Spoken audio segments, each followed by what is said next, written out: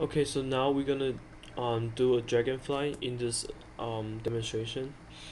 So the very first thing you want to do is to open a new file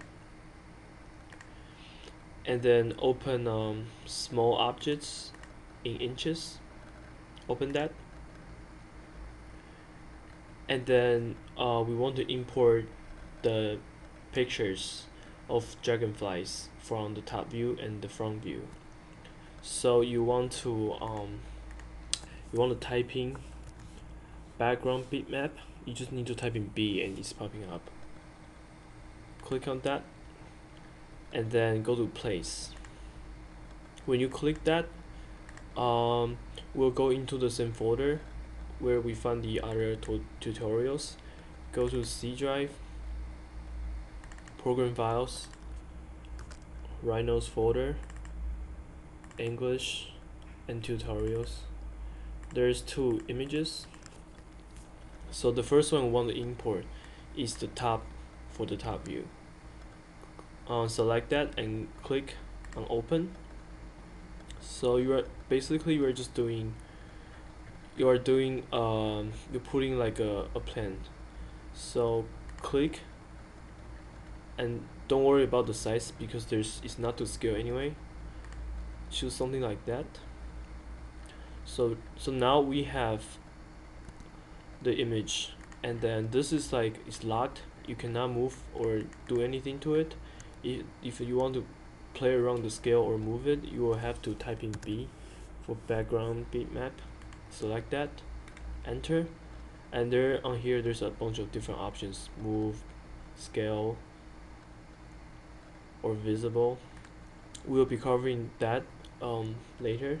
So right now we want to do another image in the front view. So type in B for bitmap and then click on place. So this time we want to choose the side view. So click on open and then start from the same location. Just make a size. Don't I think they no matter how hard you try to make them the same, they're gonna be different anyway. Don't worry about the scale for now. So the next thing we want to do is to scale this thing. Double click on top, so it's maximizing the view. So let's say we want to make, I think we know that a dragonfly is around 5 inches long. So let's draw a line from the center. Turn on your auto right here, turn it on, and type in 5 inches. Typing 5 for 5 inch, enter. I'll do it again.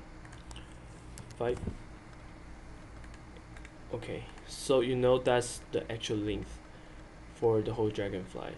So we will use this line as a guide to match the picture to this length.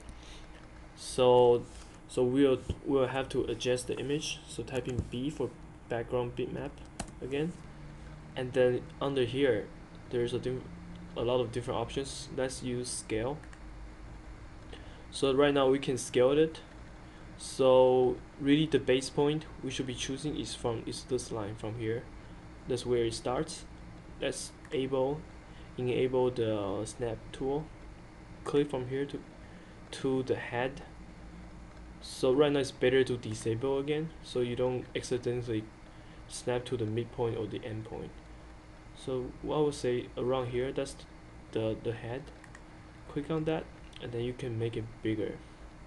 So let's enable again the snapping tool. So just snap to the end. So right now this dragonfly is around 5 inch. And then you see this option is still here. You can just escape. Type escape to get out of the command. So again, the picture right now is locked. Let's try to move this line because it's dark, it's hard to see. Let's make it a different layer. If you select it under the properties, you can select different layers. Let's put it a red layer. Go to layer 1. So right now this is under layer 1. Again, if your properties is if it's not showing, you just need to type in properties. Click on that and then drag and dock. Okay, so we'll do the same thing for the front view. Let's maximize. So we know the line is here. Okay, and then I know I want to put the line. I want to put the image on the middle, in between the lines. So that's first of all, let's go type in B for bitmap. Click, and then we want to move. Let's try to move first. Click on move. Turn on your ortho. Go down. It's too much. So let's move again. So that's about the center. Okay, and then I would disable the snap again. You don't need to snap. So do that. So that's about the center. And then seems like we need to make the image bigger, because this is the 5-inch line we draw. It was longer than image. So again, type in B for bitmap and then do the scale from the end, snap at the end. I think the end is right, starting from here. Disable, and then roughly select around the length of the head, and then you can go up. Enable again. Click on the line. So this image right now is matching to the line we drawn. So this is how we know that the two images will match. And actually there are two different images, as you can see. If you look at the wing, one is closed, one is open, but that's okay.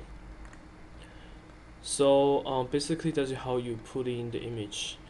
This will be the same with how you will be putting your own sketch for your assignment. You need to draw a floor plan view and the a front view. And it doesn't have to be perfect, but roughly I hope the scale can be roughly the same so that you can use them as a reference. So that's part 1.